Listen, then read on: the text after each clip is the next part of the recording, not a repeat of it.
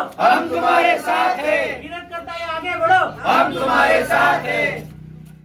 90व्या जयंतीनिमित्त सर्व बीएसपीच्या कार्यकर्ते पदाधिकारी व इथे बहुसंख्येने उपस्थित असलेल्या भगिनींना भगिनींना माझे अभिनंदन करत आहे। आणि आज कांचीरामच्या जयंतीनिमित्त आज बीएसपीच्या ऑफिसचं उद्घाटन झालेलं आहे आणि त्या उद्घाटनानिमित्त सर्व बीएसपीचे कार्यकर्ते यांनाही माझं जय भीम। आणि महापुरुषांच्या विचारधारेवर चालणारा बीएसपी जो पक्ष आहे हे मिशन आहे आणि या मिशनच्या ह्याच्यावर आज महाराष्ट्रामध्ये संपूर्ण राज्यामध्ये वामसेवकी संघटना कांचीरामजींनी तयार करून त्या माध्यमातून पैसा व फंड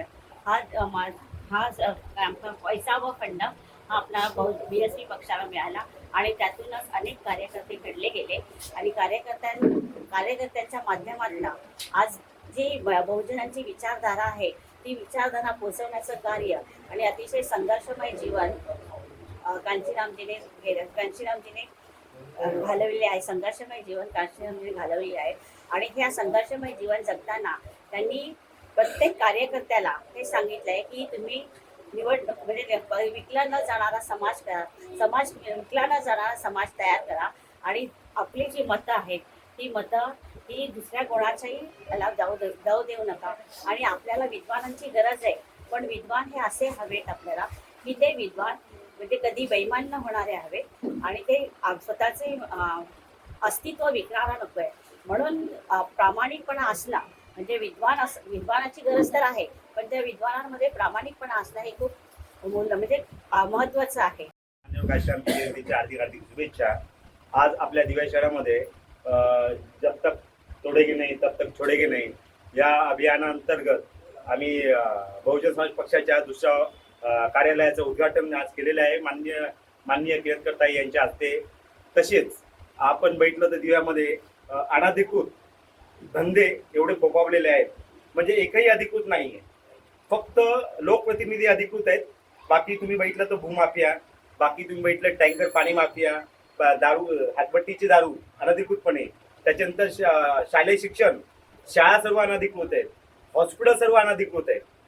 जेवढं सगळं म्हटलं ना पोलीसही याच्यामध्ये काही आहेत ना ते सुद्धा अनधिकृतपणे आहेत आणि हप्ता वसुली खुलेआम चालली आहे। याला जर कोणाची दहशत असेल तर फक्त एकच आहे बहुजन समाज पार्टी, कारण की बहुजन समाज पार्टी आजपर्यंत इथे ना कोणाला झुकले आणि झुकवता आले।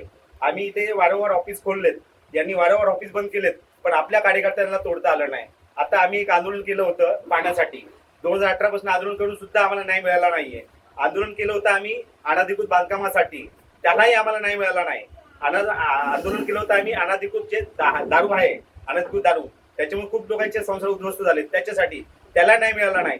आता आतापर्यंत आमचा नारा काय होता, जब तक तोडेगे नाही तब तक छोडेगे नाही। आता तर आम्ही त्यांच्या घरात बसून त्यांना तोडायला लावणार आहे, कारण की संविधान हे कोणाच्या एकाच्या साठी बनलेलं नाहीये, संविधान सर्वांसाठी बनलेलं आहे। आज पाणी तुम्हाला विकत घ्यावं लागतंय, आज मुलांसाठी शिक्षण विकत घ्यावं लागतंय, आज आमच्या मुलांसाठी आरोग्य विकत घ्यावं लागतंय। याची दखल कोणाही लोकप्रतिनिधी आमदार खासदार घेत नाही।